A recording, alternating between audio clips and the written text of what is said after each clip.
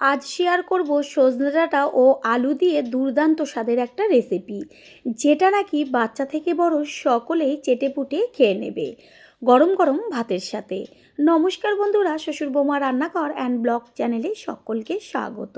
তাহলে কি করে তৈরি করব সেটাই দেখে নেওয়া যাক। সবার প্রথমে এইখানে সজনে ডাঁটা নিয়ে এসেছি, আর সজনে ডাঁটাগুলোকে কেটে নিয়ে ফিরে আসছি। সজনে ডাঁটাগুলোকে কেটে জলে ভিজিয়ে রেখেছি, আর আমি আর কেটে নেওয়াটা শেয়ার করলাম না। সজনে ডাঁটা দুই পাশের দিকটা কেটে আস্তে করে এক পাশটা টান দিলে বেশ একটা খোসা গায়ের থেকে চলে আসে। এইভাবেই সজনে ডাঁটাগুলোকে কেটে নিতে হয়। হাতে তুলে দেখিয়ে দিচ্ছি যে সজনে ডাঁটার গায়ের থেকে খোসাটা আস্তে করে উল্টোভাবে টান দিলেই পুরো খোসাটা উঠে চলে আসে। এগুলোকে জল পাল্টে 2-3 বার ধুয়ে জল ছেঁকে একটা পাত্রে তুলে রেখেছি। গ্যাসের ওভেনে কড়াই বসিয়ে কড়াইটা গরম হয়ে গেলে দেব অল্প পরিমাণ সর্ষের তেল। আপনারা চাইলে সাদা তেলও ব্যবহার করতে পারেন। তেলের মধ্যে দেব সামান্য পরিমাণ লবণ। তারপরেই এর মধ্যে আগে থেকে ডুমো করে কেটে রেখেছিলাম আলু, সেই আলুগুলোকে তেলে দিয়ে দেব।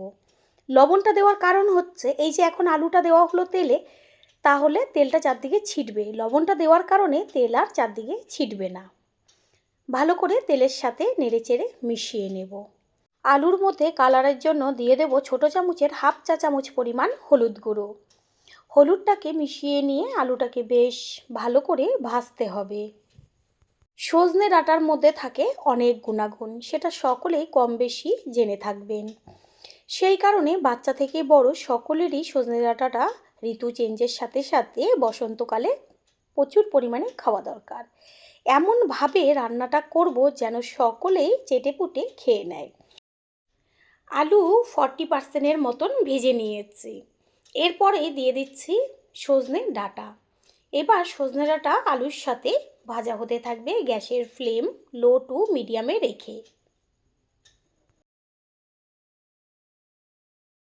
সজনে ডাঁটা ভাজা হতে থাক, অন্যদিকে আমি একটা মশলা তৈরি করব, সেটা কি দেখে নেওয়া যাক। একটা মিক্সিং জার নিয়েছি, এবার তার মধ্যে আমি কিছু মশলা অ্যাড করব। যেমন এইখানে আমি আগের থেকে চিনেবাদাম শুকনো খোলায় ভেজে খোসাটা ছাড়িয়ে দিয়ে দিয়েছি। চিনেবাদামের পরিমাণটা একটু বেশি দেওয়ার চেষ্টা করবেন। তারপর দিয়ে দিচ্ছি পোস্ত। এইখানে 4 চা চামচ পোস্ত ব্যবহার করেছি। পোস্তর পরিবর্তে আপনারা সাদা তিলও ব্যবহার করতে পারেন। আর দিয়ে দিচ্ছি 2 চা চামচ সর্ষে।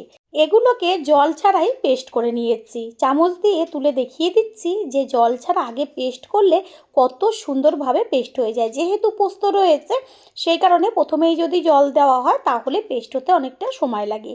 এবার এর মধ্যে কিছুটা পরিমাণ দিয়ে দিলাম জল, আর ঝালের জন্য কাঁচা লঙ্কা দিয়ে এবার ভালো করে একটা পেস্ট তৈরি করে নেব। আর একটু জল দেওয়া হলো। মশলা পেস্ট করে নেওয়া হয়ে গেল। এবার যে সজনে ডাঁটা আর আলুটা ভাজা হচ্ছিল সেটাকে গ্যাসের ফ্লেম একটু হাই করে দিয়ে খুন্তি দিয়ে ওপর নিচ করে নেড়েচেড়ে নেব।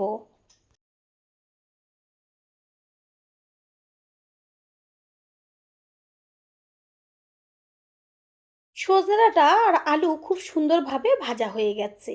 এগুলোকে এবার একটা পাত্রের মধ্যে ঢেলে রেখে দেব। তারপর ওই কড়াইটাই বসিয়ে গ্যাসের ওভেনে দিয়ে দেব অল্প পরিমাণ সর্ষের তেল। তেল গরম হয়ে গেছে, এবার তেলের মধ্যে ফোড়ন দিচ্ছি। ছোটো চামচের 1 চা চামচ সাদা জিরে আর একটা শুকনো লঙ্কা। ফোড়নটাকে তেলের মধ্যে ভালো করে ভেজে নেব।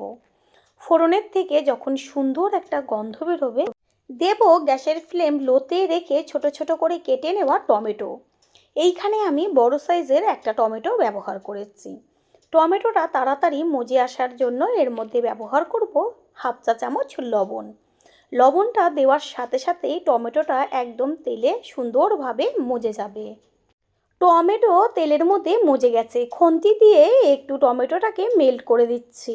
দেখা যাচ্ছে একদম সুন্দরভাবে টমেটোগুলো গলে যাচ্ছে। এই পর্যায়ে এর মধ্যে দিয়ে দেব ওই যে মশলাটা পেস্ট করে রেখেছিলাম সেই মশলা। সামান্য একটু মিক্সিং জারটা ধুয়ে জল দিয়ে দিলাম। তারপর গ্যাসের ফ্লেম মিডিয়ামে রেখে মশলাটা তেলের সাথে ভালো করে মিশিয়ে নিয়ে কষিয়ে নিতে হবে। বেশিক্ষণ কষাবার দরকার নেই। দিয়ে দিচ্ছি 1 চা চামচ হলুদ গুঁড়ো। হলুদটাকে মশলার সাথে আরও একবার নেড়ে চেড়ে নেব। কালারের জন্য দেব 1/2 চা চামচ কাশ্মীরি লঙ্কার গুঁড়ো। এটা অপশনাল, ঝালের জন্য তো কাঁচা লঙ্কা ব্যবহারই করা হয়েছে।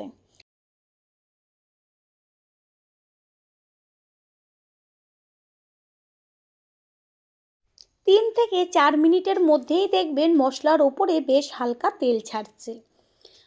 খুন্তি দিয়ে একটু নেড়েচেড়ে দিতে হবে। তারপরেই এর মধ্যে দিয়ে দেব যে সজনে ডাঁটা আর আলুটা ভেজে রেখেছি সেইগুলোকে। সজনে ডাঁটা আর আলু দিয়ে সাথে সাথে কিন্তু জল দেবেন না। আরও 1.5 থেকে 2 মিনিট গ্যাসের ফ্লেম লোতে রেখে এইভাবে কষিয়ে নিতে হবে। পুরনো বন্ধুদের সবসময় আমাদের পাশে এইভাবে ভালোবেসে সাপোর্ট করার জন্য অনেক অনেক ভালোবাসা। ভালো করে কষিয়ে নেওয়া হয়ে গেছে। এবার এর মধ্যে গ্যাসের ফ্লেম হাই করে দিয়ে দিচ্ছে উষ্ণ গরম জল। উষ্ণ গরম জল দিলে রান্নার টেস্টটা দ্বিগুণ বেড়ে যায়।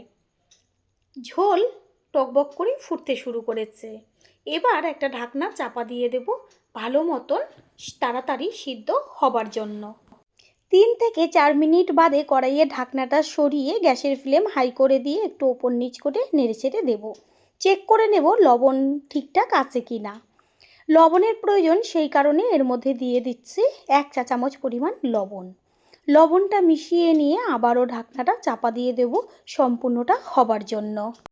প্রথমবার যারা আমাদের চ্যানেল ভিজিট করছেন তাদের আন্তরিক শুভেচ্ছা ও অনেক ভালোবাসা। আমাদের রেসিপিগুলো যদি ভালো লেগে থাকে সাবস্ক্রাইব করে দেওয়ার অনুরোধ রইল ও পাশে থাকা বেল আইকনে ক্লিক করলে পরবর্তী ভিডিওগুলো সবার আগে আপনাদের কাছে পৌঁছে যাবে। একটু বাদে ঢাকনাটা সরিয়ে নিয়ে তারপর খুন্তি দিয়ে চেক করে নিচ্ছি আলু সিদ্ধ হলো কিনা। আলু সুন্দরভাবে সিদ্ধ হয়ে গেছে, আর এটা বেশ একটু হালকা ঝোলঝোল থাকবে, সেটাই খেতে কিন্তু ভালো লাগে। সমস্ত কিছুর ব্যালেন্সটা ঠিক রাখার জন্য দিয়ে দিচ্ছি 1/2 চা চামচ পরিমাণ চিনি। চিনিটাকে মিশিয়ে নেব। আর টেস্টটা আরও টেস্টি হবার জন্য এর মধ্যে দিয়ে দিচ্ছি 1 চা চামচ পরিমাণ কাঁচা সর্ষের তেল। এই কাঁচা সর্ষের তেলটা কেউ স্কিপ করবেন না, এত টেস্টটা দ্বিগুণ বাড়িয়ে দেয় যেটা নাকি খাওয়ার পরেই বুঝতে পারবেন। গ্যাস অফ করে দেব আর সবশেষে দিয়ে দেব বেশ কিছুটা পরিমাণ কুচিয়ে নেওয়া ধনেপাতা। ধনেপাতাটা দিয়ে কিছুক্ষণ একটু ঢাকনা চাপা দিয়ে দেব।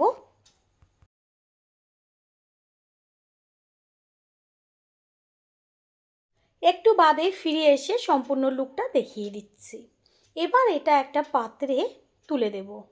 তৈরি হয়ে গেল আজকের রেসিপি। আশা করি রেসিপিটি ভালো লাগলো, আর যদি ভালো লেগে থাকে একটা লাইক, কমেন্ট, পারলে একটা শেয়ার করে অবশ্যই জানাবেন। আপনাদের দেওয়া একটা লাইক ও লাইকের পাশে থাকা হাইপ আর একটা শেয়ার আমাদের কাছে অনেক অনেক গুরুত্বপূর্ণ। All friend, thanks for watching my video. আপনারা সকলে ভালো থাকবেন, সুস্থ থাকবেন। আবারও দেখা হবে অন্য কোনো রেসিপির এপিসোডে।